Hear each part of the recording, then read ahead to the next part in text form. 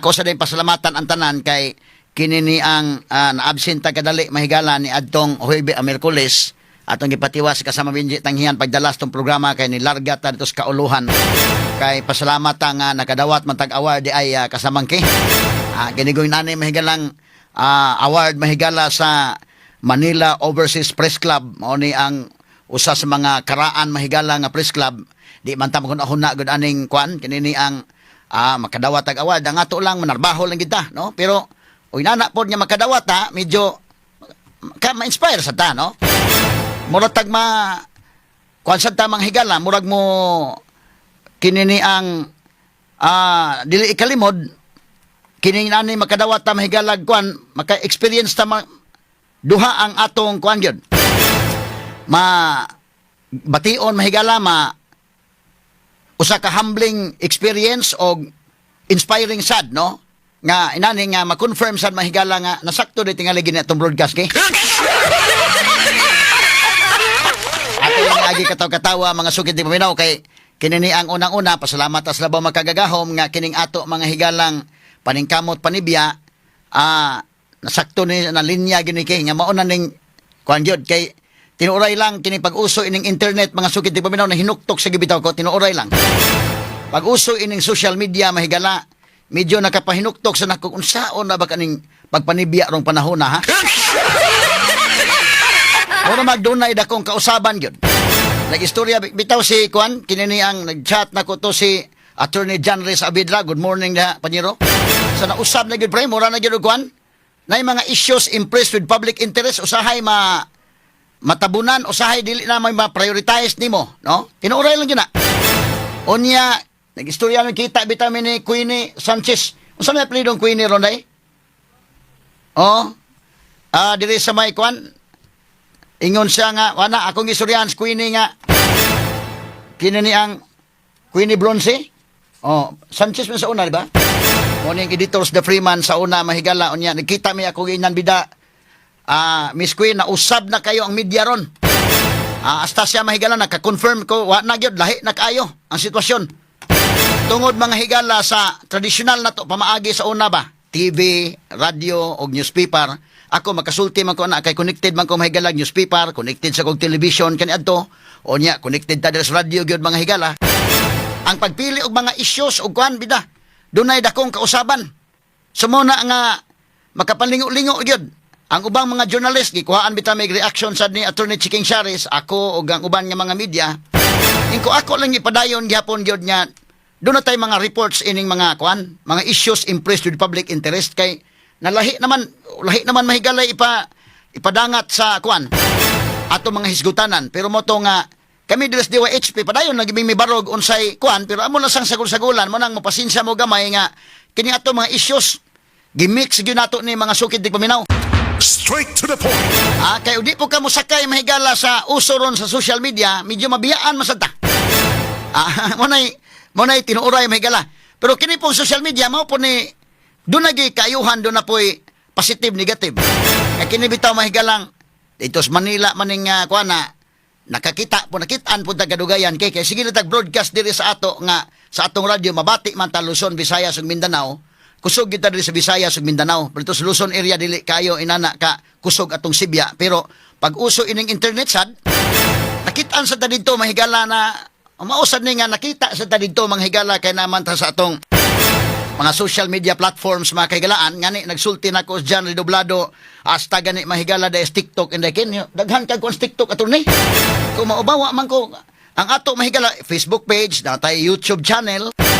Ang uban sa gani may gala to mga komentaris ato mga higala mga issues giila po gi himuan mahigala kuan so nikatap ning atong broadcast mo na nakita sa ta didto unya kahuman gi tan-aw atong background sad nangukay po ko sa atong mga kuan diri tuod atong mga awards kani adto pa katutuan mga awards may galang gihatag sa kuan nagamit sa tudaykin sa Globe hasta sa kama na to mga higala nga mga recognition diri sa local so moto nga ko bidabitaha sa day kinini ang pasalamat ako sa labaw makagagahom sunod ang ato mga listeners atong pasalamatan kay kamo may naadiha og makadawat tag award the more man nga medyo makuanta ba madasig sa ta no unya maka-confirm sad ma-verify sad nga kini day among gibuhat taliwa ini mahigalang kausaban sa social media na sakto gihapon day niki.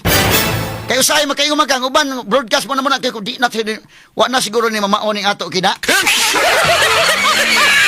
Pero padayon tang ni Barog nga mao ni ang media. Ha? Kita sa Cebu isip market leader sa broadcast industry ni Barog kita nga inani pero atong sagul-sagulan gyud sa mga kinabag-o. Kay og di na to sagul-sagulan sa kinabag-o layon man sa mong mga listeners namo diha. Muna nga nausab gyud ni ang kunon gyud ako na istorya mi ni mga editor man kini si John Reyes Abidra mahigala sa kumani Banat News kaniadtong sa The Freeman hasta ni si Queenie. Istorya gyud mi mahigalas boss pagkita namo kubida confirm sa gisaday nga bitaw na unsa naman ning dagana ron. So makaayo do na positive do na negative kini nakita ta mahigala tungod pud hapon sa social media o goon niya kini ni ang mga negative kini mga issues sa ato sang gipang screen mga kagalaan usahay mo na nga ang atusang posting diri do na may kalainan sad no kay ipang blur man ginato na daghan mga higalang kuan oy usahay mabas pud ta usahay kuan sad kay kana lang na ang dunay mga krimen atong i-blur mga higala at dili na to kuan ang mga listeners po na to uban minguman nga ngano di man na ipaklaro og ipaklaro pod mabunog sa tamay higala babas ngano gipaklaro man sana. Pero doon tayo mga palisi anak mga higala no kay labi pa mga brutal kaayo ang mita magud mo oy mo kuan sa ginana nga ipa-blur lang sa nato. So muna nga dunay daghan tang gitan-aw no. So muna ako pasalamat ko sa unang-una gyud labo makagagahom sunod sa atong mga listeners, sunod akong grupo diri mahigala sa DYHP News Team ug IFM News Team. Kay ang among teamwork lang gyud diri di man ni ko moangkon mahigalang maayo ni akong panibya diri nanindot ni atong programa tungod nako nga ako ra hinungdan ining tanan. Kini teamwork gyud ni. Nga doon na tayo mga reporters, doon na tayo mahigala mga news writers, na atong public service mga higala, tanan. Muna ako pasalamatan ang matag-usa sa namo dres DYHP, lakip ang atong mga technical people. Kay di man kini bitan nanindot ning atong mga kwansad, nag-discuss ako diri doon na po'y background din ha. Kini atong mga technical people ba nga mausay mo tabang na napita. Kay di man manindot na itong programa ako ra usa diri, ha? So teamwork ni namo no mo na nga nagpasalamat sa kog dako sa atong team nga DYHP og IFM sub labaw sa tanan kining ato mga tabanganan kining ato mga tabanganan nan diri tinuoray lang manghigala bida nami gitabangan nga atong gidala on air gamay ra kay na nga porsyento. Sus kung nakakita lang mo diri sa DYHP mahigala ka nang muanhi na mo diri mura gugog faith healer diri. Nga magpatabang mahigala maglinya ng mga tao diri.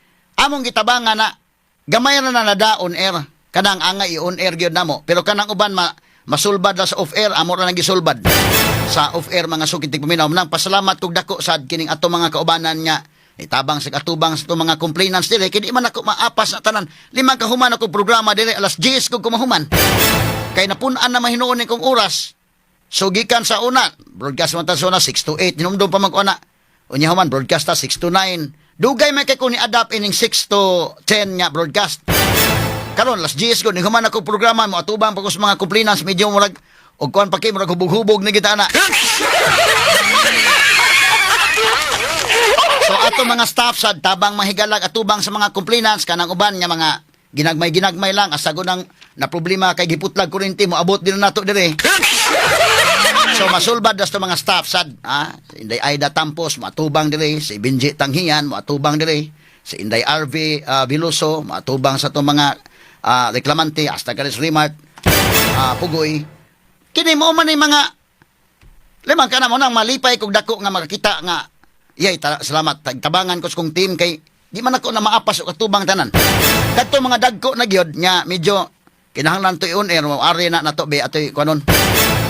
Unya dayon paggadto na to sa field na mga angayang kuan nalipay sad mi nga kanana tay mga panawagan paspasan ang atong mga listeners paspasan mo responde dinha no na atay mga kuan liman ka na mahigalag na mga krimen labi pag maluoy kita kaayo makaluluoy kahimtang manawagan ta abtiksan mo kayo dinha nga nitabang kani ato man nang gibuhat gyud nga ato ra wa man tang human-hunaan nga ato ni buhaton tabang ta katubiton dito sa giputlag kuan katubiton kuan day ang asawa hasta tong duha ka mga anak naka-turnover man tag 180,000 gid adto. Kana may nana gikan sa kinahiladman sa tong kasing-kasing nga ato na sa gitabangan Wa man ta magpasabot ni hunahunam tabang-tabang tani day kay ka-award ta. Ano ang gipangayuan ko og kanang message dito sa Manila iko ato gyud trabahoon ta lang gyud ni.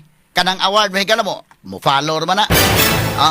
Kay kinahanglan nga doon na gyud kay kasing-kasing sad sa pagtabang kay kining buhata ako nalipay sa guni ato mga tao diri na apoy kasing-kasing sa gyud. Hasta ganitong IFM Megala Idol Boy ki diri. Kay kaning tabang-tabang pagtabang tos mga tao nga atong ubay-ubay di na madaog imo lang plastikan oy. Pareha ng ubang politiko nga mo tabang-tabang kay doon na po'y gikinahanglan nila human.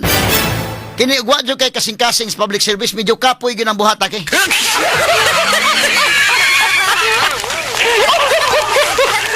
Ako na ang gagi katawa-katawa mga kaigalan mo na nga kining tanan nga mga nadawat nato mahigala mga recognition so dasig ta. Nga nasakto na yung broadcast. Kay tinuray lang bitaw pag uso ining social media nakapamalandong ko nakahinukto ko nga unsaon na ba kaning pag-broadcast na nga kanana ang nalahi na magmaayo ato bang ipadayon na tong traditional nga pamaagi or mo ari na ba lang kita mag-viral sa balang hatapirmi gud ka kay murag na uso naman siguro viral sa magsiguro pirmi di na lang kita magkinahanglan kuan viral sa natatanan di na ta mo hisgot og issues nga unsa pa namang issues niya. Pero ako sa gitimbang-timbang ato la siguro kuan siguro i-mix-mix na sa siguro na to. So gimix-mix na to unya padayon lang tagkuan. So at least na confirm na to na tay mga higalay madawat ngayon ani confirm to na sakto dai gihapon din atong broadcast kay. So sa makausap pa akong pasalamatan ang tanan no.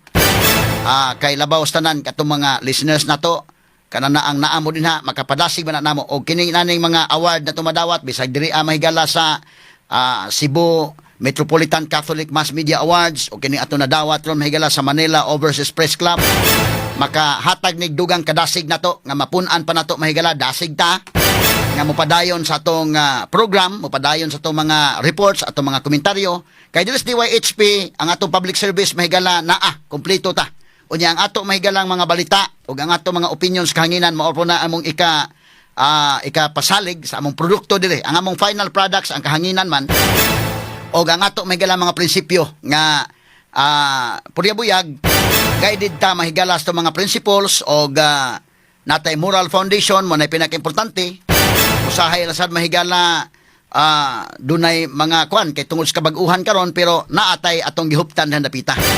So ang ato sa mga komentaryo base pud na sa atong sincero nga analysis o sincero mahigala nga pag-analisar sa mga butang no. Mahimo nga dili ta magkatukma o baruganan usahay. Kay kon man kanini ang lain-lain man tag opinyon no. Labi na mahigala sa natad sa mga issues, natad sa politika usahay kay baw ko nga ang uban parihatag opinion ang uban lahi. Magkalahi ang atong baruganan pero usa na mo ikapasalig sa DYHP nga mo lahi among baruganan kung dili ta magkapariha kining among baruganan base nis prinsipyo base manghigala sa atong pag-analisar og importante nga dili ni base kay dunay kwarta dinha monetary considerations nga dunay tay personal gain mga higala mao gyud usa namo nga ikapasalig sab sa kahanginan. Straight to the point. Ako diri tinuray lang dugay-dugay na ko pa-broadcast diri tungod kay ang atong programa overall number 1 mga higala di pa panghambog daghan gyud tag mga offer diri sa mga politiko sad nga mo na. Pero nga to mahigala akong ingon nga ang amo lang diri nga kinini ang duna mata kabati man mo duna may mga political advertisements o ana diha kaysa kumpanya man ang mahigala pero kanang kita diri sa tong personal dili pag unsa kamaor kita mo balibad ang dapita.